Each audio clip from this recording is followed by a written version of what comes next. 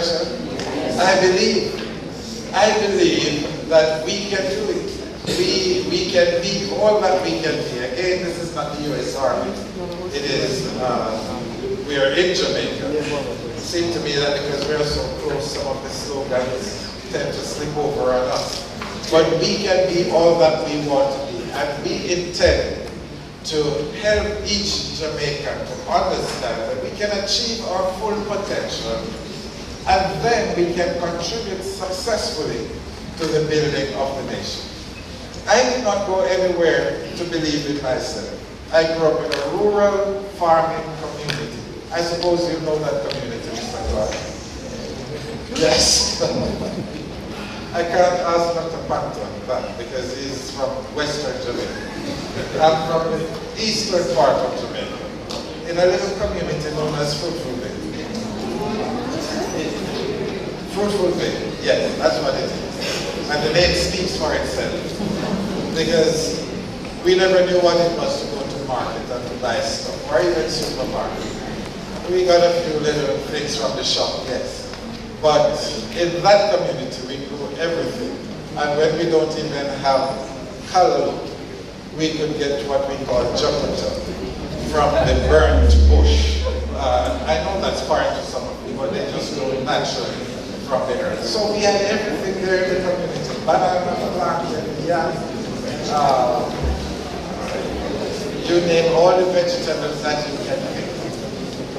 And we thought that we were so poor and underprivileged. But that's not true.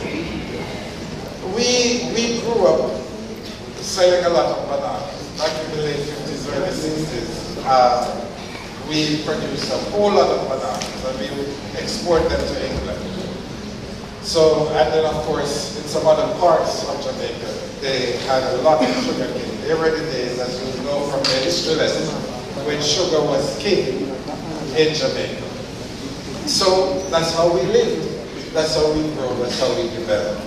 I'm not saying we now must go back to things as they were. We have moved beyond that. But one thing we know, we have not moved beyond the level that we can do without agriculture. The times demand that we must feed ourselves, and we can feed ourselves. We have arable land. We have good water. I am told that sometimes ships come into harbor right here in Kingston and refill themselves, put water on the vessel to go back to sea because of the quality of the Jamaican water. Now that is to be verified. I hope the media isn't taking care of that. You know how I have to be careful what I speak, what comes from my mouth. So that's why it's so difficult for me to speak extemporaneously. But today I'm deviating, I'm out in the country, I'm safe. There's no media around. So I'm told that our water is the best water. It is nice. I don't want to say it is sweet. It is refreshing. And there is a place where in Portland that we call cooling spring, because the water coming out of the mountain is so cool that you don't have to go to any refrigerator to get ice to put into the water. And there's another one we call Cata Spring. The water is so cool, it is always cool. Jamaica is blessed with land, water, people. So all we need to do then is to develop the right attitude and focus on the commitment that, listen, we can feed ourselves. A nation is going to be a sustainable nation when it can feed itself.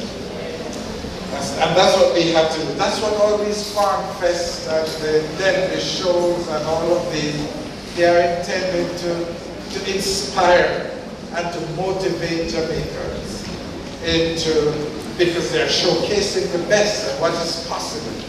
And young people, you are here today to glean inspiration so that you can go back and think of how you can contribute through agriculture, which is indispensable to the growth and development of this country. We cannot grow and develop properly if we cannot feed ourselves. We must feed ourselves. Many folk have left the land, the rural lands, they have gone into the city. That does not mean that they have to disassociate themselves from agriculture. We send off our youngsters in the rural areas to school.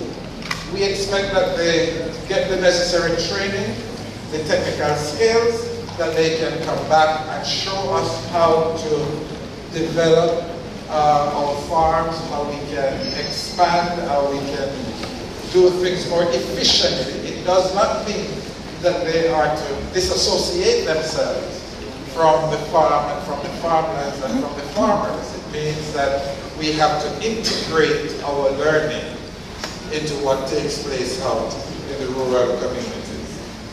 Last year, the Governor General's Youth Award for Excellence went to a young farmer. A young farmer is probably about 21 or 22. He's a student at UTEC, and he is also an employer. He has employed a number of individuals on his farm, and he's using all the skills and the techniques that he has developed through his education and he's implementing those technical skills on his farm, and he has employed individuals to work there. Next week, we will be visiting